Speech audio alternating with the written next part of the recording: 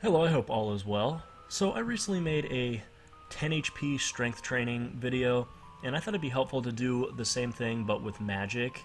Now this doesn't have to be just for a 10 HP account. This could be anybody that wants to get their magic level up without gaining hit points experience. Perhaps you're a pure that wants to keep low HP or whatever reason you may have.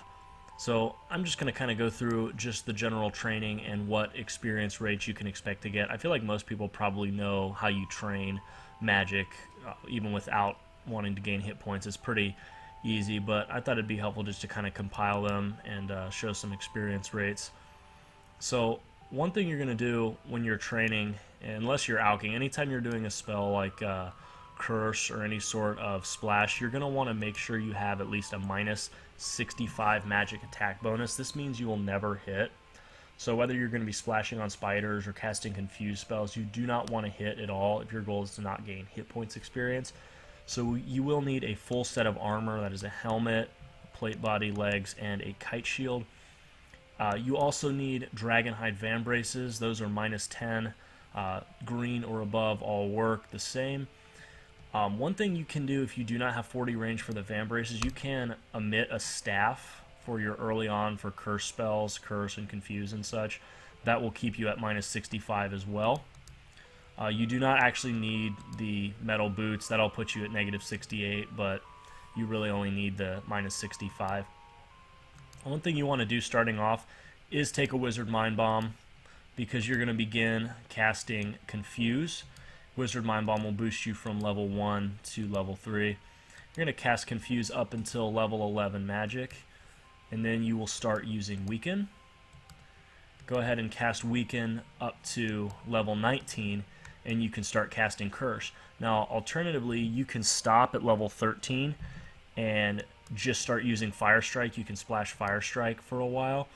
However, you get almost twice as, or actually a little bit more than twice as much experience casting Curse as you do Fire Strike. One thing that's really important while you are splashing, if you're using Curse spells, make sure your Auto Retaliate is turned off. If it's not, there's a good chance that you will retaliate and hit an enemy with your staff, possibly gaining you hit points experience, so you definitely don't want that. However, if you are going to be splashing, you're going to need that Auto Retaliate on. Just be mindful and remember when you're done splashing to make sure you turn that off. Otherwise, you may go to pickpocket someone or just anything, accidentally click on an enemy and attack him, gaining hit points experience. So you do not want that. Now, splashing combat spells, that is never the fastest way to gain magic experience, but it is useful to do if you need to AFK for a little bit, if you're playing another account or watching a movie or really anything. And at level 13 magic, you can expect to get about 14k per hour casting Fire Strike. At level 35 magic, you'll get about 27k per hour with Fire Bolt. At 59 magic, you can get about 41k per hour with Fire Blast. And at 75 magic, you should be able to get about 51k experience per hour with Fire Wave. So whatever your end goal for magic level is, your first goal should be level 55. You can really increase efficiency at that point. You have a lot more options available to you. So once you hit 25 from cursing, you can either continue cursing all the way up to level 55. That might be a little bit tedious, however. One option is to start teleporting at level 25. This could be a little more costly and is maybe kind of not an option for Iron Men just due to access of law runes. But you can cast Varrock Teleport for 35 experience each at level 25. Then at level 31 you can get 41 experience each from Lumbridge teleports. Falador at level 37, 48 experience each. And then Camelot is the main one here at 56, or level 45 for 56 experience each. So once you hit level 55 magic, that will unlock high level alchemy, and that will really see your experience rates increase rapidly, and you also have a lot more options as far as ways you can train. Now I'll just go ahead and put some of the experience rates on screen because I don't have them in front of me as I'm recording this, but level 55 will open up tele alching for you. That's basically where you're going to cast high level alchemy and then teleport to Camelot on the animation. So you can really see pretty good overall rates from this. Now, it's really helpful to have a smoke battle staff because that gives unlimited fire and air runes for the teleport and the alch. However, if you don't have that, one pro tip you could use is to have a Tome of Fire, which provides unlimited fire runes, and it does not use up charges when using non-combat spells. So, like you see here, I have 761 charges. I'll go ahead and alch, and I still have 761 charges. So this can be great for tele-alching because you're getting the fire runes for the alch, and you can hold the air staff for the teleporting. So this really should work out nicely if you do not have the ability to get a smoke battle staff. Maybe you're on a budget, or you're an Iron Man and you have no way of killing it. So splash alching provides a good bit less experience per hour than tele-alching, but it is a lot less click intensive because the only clicking you really need to do is on the alch. The splashing will take care of itself. So it's a really good option if you're watching TV or a movie or something, or maybe if you're AFKing fishing on another account, you can kind of splash alch on your mage training account while you're doing something else. So that's a good option to consider. Once you hit level 66 magic, you unlock two new options. The first one of which is a derivation of stun alching. Now, stun takes level 80 magic, but it's kind of lesser cousins enfeebled at level 73 and vulnerability at level 66. I don't know if people really actually vulnerability alch. I know people stun alch because casting stun is 90 experience. Combine that with a 65 of an alch, and you really got a good amount of experience coming your way.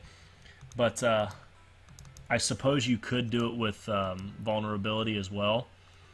But I'm going to mainly talk about stun alching. Now this, I've never really liked this. It's far too click intensive for me.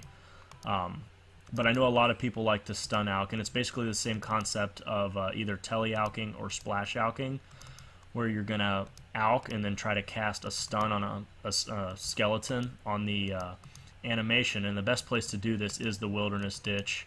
At least I think. I don't know of anywhere better than this. But you can see really high experience rates with this. So another training option once you hit level 66 magic is to charge Air Orb up here at the Obelisk of Air. Oh, watch out for PKers though, as some people do like to PK up here. I'm not sure why, because currently Air Orbs and Cosmic Runes are not really that valuable, but the profitability of this has been driven down by how many bots do this, so I don't know if this is really your best option. I want to say it's close to 40k experience per hour, but I'll put a correction on screen if that is not accurate. You can choose to do the lesser orb spells, Water Orb. Water and Fire really are not worth doing in my opinion. They're just too far from a bank, and I don't think they can really be efficiently done. Maybe if you have 70 agility, they're not too bad. But you could use Earth. Earth is down here right next to where the air is, and Earth takes level 60, so that is an option, but Charge Air Orb is decent at level 66. Just make sure you bring enough Cosmic Runes. You need 81 Cosmic Runes for 27 orbs. I did not even pay attention. I just took all the Cosmic Runes I had in my bank. Apparently that was not enough, so yeah, just definitely make sure you bring enough Cosmic Runes so you're not wasting trips. So another really good option you have is enchanting. Now you can do that starting at, I guess, level 4, although I'm not sure of anyone who really enchants opal bolts, but I mean, maybe that's a thing. I know that you can definitely do it at level 49 with Ruby, and then Diamond, Dragonstone, and Onyx up through level 87. Those are good options to do, and it used to be where you could just rapidly click the enchantment and then click on the bolts, but I think probably in anticipation of mobile coming out, they got rid of the potential abuse there. So I believe it's done in sets of make 10, so you get 59 experience per set of 10 you do with Ruby bolts, and you can actually make a pretty decent profit off this. You just have to check the buy and sell prices of the enchanted and the unenchanted bolts to see what the margins are. Somewhat AFKable. You have to check back, I guess, every 10 or 12 seconds or so to click your next batch of 10, but really this isn't too bad if you're just going to be bank standing and you're playing on another account. This would be a good thing to have kind of going on an alt or as an alt while you're focusing on something else. So one last thing I wanted to mention with regard to 10 HP magic training, or just magic training in general, is the use of the charge spell. Now you can cast this once every 60 seconds, and it just takes 3 air, 3 fire, and 3 blood runes. Gives 180 experience, or a total of 60 experience per blood rune, which is better than you get for splashing Fire Wave. Now this is something that's completely passive. You can do it while you're doing really any activity, Slayer, Agility, or even while you're training magic. So it can be really beneficial that if you do it once every minute on the minute, you can gain up to an extra 10,800 experience per hour, which can really kind of help you out. So that's pretty much going to do it for this video. I decided not to go into like lunar magic training because I feel like the only people that have access to that for the most part are people that really don't need to keep their hit points down. They're mainly main accounts, or I guess Zerker Pures, but definitely probably not going to be like a 10 HP PKer that really needs to minimize hit points experience. So I do hope you found this video somewhat interesting, maybe you learned something, maybe you didn't, but anyways, thank you for making it to the end, and I will see you next time.